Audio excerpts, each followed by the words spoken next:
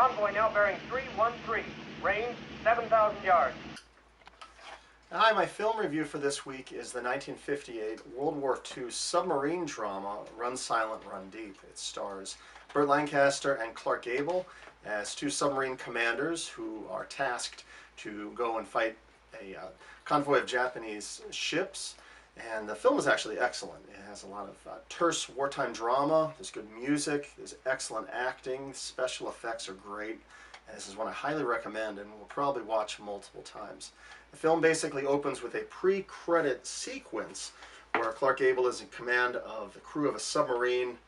They get impacted by some depth charges, and the next thing you know, he and his men are floating on the surface amongst the wreckage of the sub.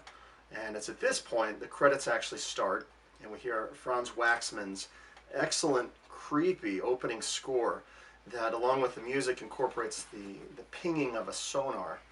And post-credits, we find Clark Gable. He's now in a desk role. He's kind of playing with little toys of submarines and kind of planning out what he would have done differently.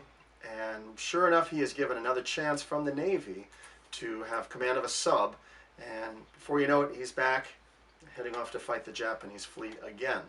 What's different is that his executive officer is Burt Lancaster, and he's a little bit more easygoing than Clark Gable's character. And the two of them kind of do not hit it off right away. There's sort of a conflict in who is in command and who has power.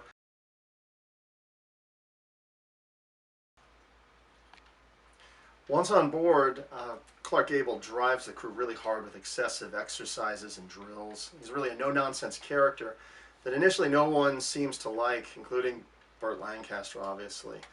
And just a side note, the sub sets are fantastic. I mean, the design that they put into these, I think they used real submarines, looks so good, and the detail is very authentic. It's a overwhelming claustrophobic feel to so much of this film. It really comes through well. And basically, they go through these drills, the crew's getting kind of bitter. The crew even includes a young Don Rickles. It's kind of interesting. And they're growing tired of these excessive drills. They don't know why Clark Gable's being so demanding, but as we get a little further into the film, and they actually get a chance to put into practice some of this training that they've been going through, they do see the value of what Clark Gable has been trying to teach them. So they eventually get into a conflict with the Japanese convoy, and they do take some battle damage, there's some casualties, and Clark Gable ends up taking a head injury that makes him start blacking out. So at this point, he and Burt Lancaster start debating about if they're going to stay or if they're going to leave or attack the Japanese convoy. So the conflict continues, but because Clark Gable can't seem to maintain consciousness, Burt Lancaster pretty much takes control, and from there, yes, they do proceed with attacking this Japanese convoy. And it's at this point we get kind of to the twist near the end of the film, and that is that all along it's not just these Japanese boats on the surface, but that there's a Japanese submarine in the water with them as well. So a cat and mouse battle ensues between the two submarines, and what's really neat is both are just sort of underwater, they're blind, and I'll just kind of leave the plot summary and any spoilers at this point. You just need to see the last 10 minutes of the film especially, which are excellent. And what's really neat, as a fan of classic Star Trek, you can't help but watch this sort of face-off in a cat and mouse battle that takes place and not see how this is inspired Captain Kirk in the episode Balance of Terror, when has a very similar conflict with the Romulans.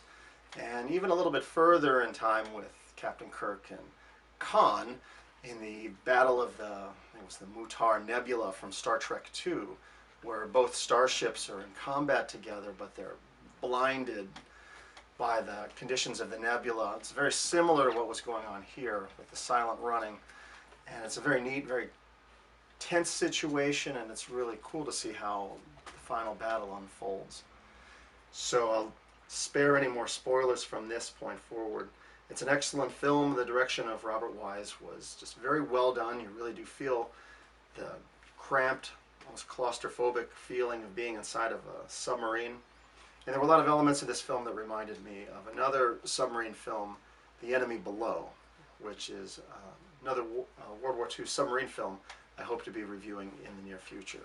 So I would highly urge you to check this one out. It's very good. I know I'll be watching it again. It's a very enjoyable, very action-packed World War II submarine movie. So thank you.